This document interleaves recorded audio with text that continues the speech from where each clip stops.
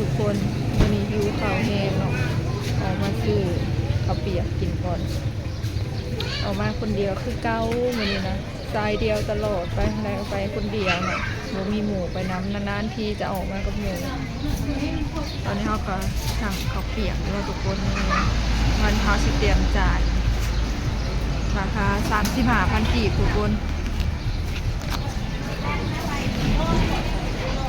สั่งข้าวเปียกมากินเฮือนก่อนเนาะมาเดินทุกคนมาสั่งข้าวเปียกกินน้ำกันเด้อกินน้ำกันเด้อแต่จ่ายเองนะเพราะว่าเงินบ่หลายเนาะประมาณ50 บาทเลยทุกคนข้าวเปียกค่ะก็สั่งเมื่อกินเฮือนเนาะเปล่าไปเปล่ามาเพราะว่าออกมามีแนวสื่อหน่อยหนึ่งก็เลยออกมาแล้วก็มาสั่งกินข้าวเปียกเลยเพราะว่าวัวทานได้กินข้าวเที่ยงตอนนี้จนบ่ายโมงเลยยังไม่ได้กินข้าวเที่ยงเอาค่ะกำลังสั่งอยู่เนาะทุกคนตอนนี้นะมาคนเดียวจ้าสายเดียวสายเดียวไปอะไรก็ไปคนเดียวตลอดนะเฮา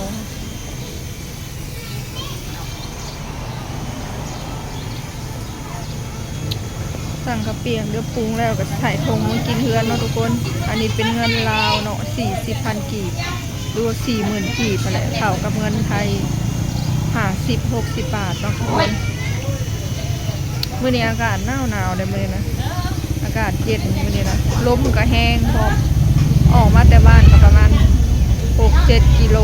7-8 กิโลเพื่อเผื่อมาฮอดบ้านรัก35เผื่อมาฮอดตลาดเนาะแต่เฮาก็สู้ชีวิตเนาะเพราะว่าเฮาอยากกินข้าวเฮาก็สู้ชีวิตเพราะว่าเฮาอยากกินข้าวค่ะนะลมแห้งขี่รถจักรเนี่ยก็อยากปิวพู้นแหละอ่านเบิ่งมืดครึ้มมีลมมาแล้วจ้าไปซื้อมาปรุงข้าวเปียกกันเลยเนาะเครื่องปรุงก็ได้เมื่อกินเฮือนทุกคนเมื่อกินเฮือนพอดีของกันเอาเมื่อกินเฮือนก็คือน้ำมันเฮาก็สิได้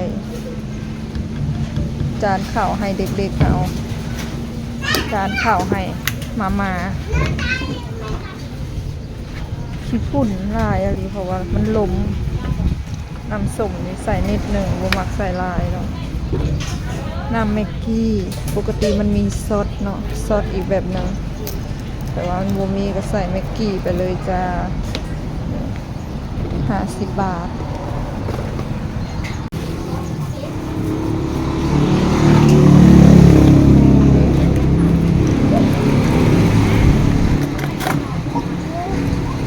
ลมแห้งเลยฝุ่นมันฟุ้งน้ำตาลหนักหวานๆใส่หวานพริกกินโบเพ็ดปันใดกินน้อยหนึ่งแล้วเรียบร้อยขลนแล้วก็ซีมลง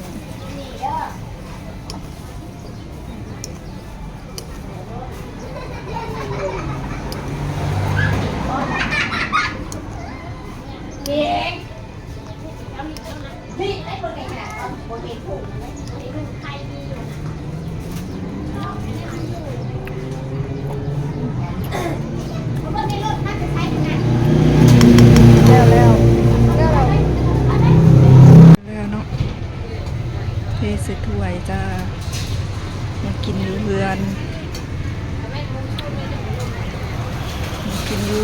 โอ้บรรยากาศแบบครึมๆอากาศเย็นเนาะ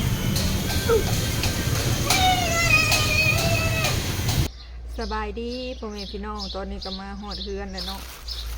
เขาก็แกะใส่ถ้วยแล้วเรียบร้อยก๋วยเตี๋ยวของเฮาเนาะเพื่อมาหอดเฮือนก็เย็นเบิดพ่อแม่พี่น้อง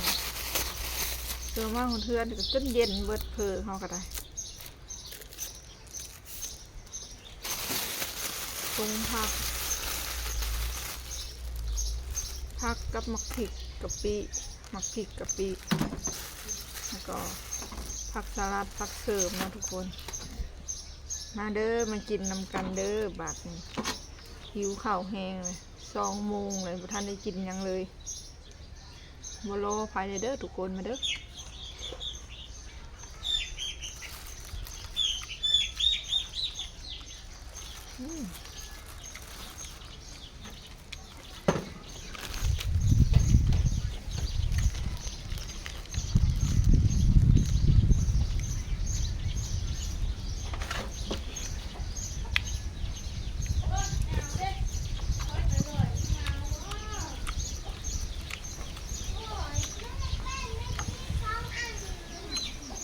มาเด้อพ่อแม่พี่น้องกินเฟอร์กินข้าวเปียก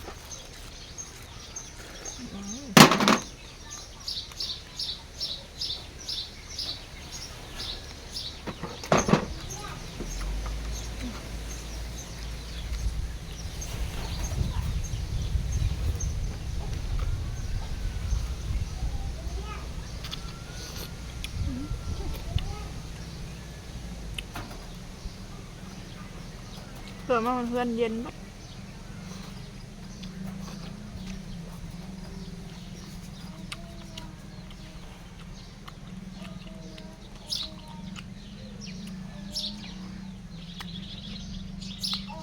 เย็นอืดก็ทุกคน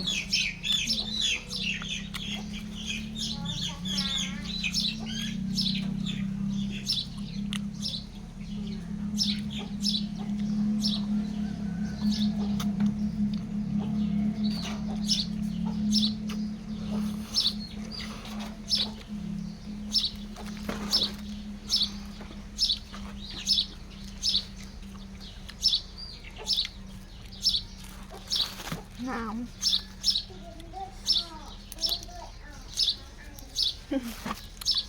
สิ่งที่ขาดไม่ได้คือกะปิกับผัก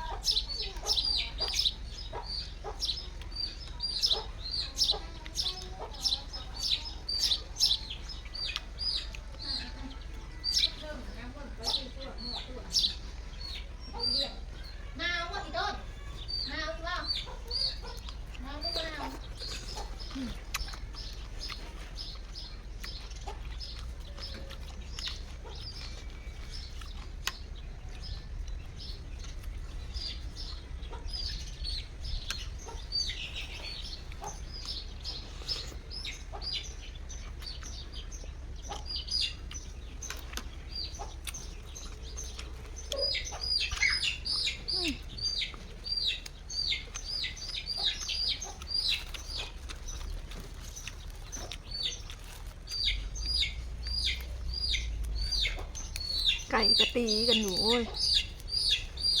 เชอ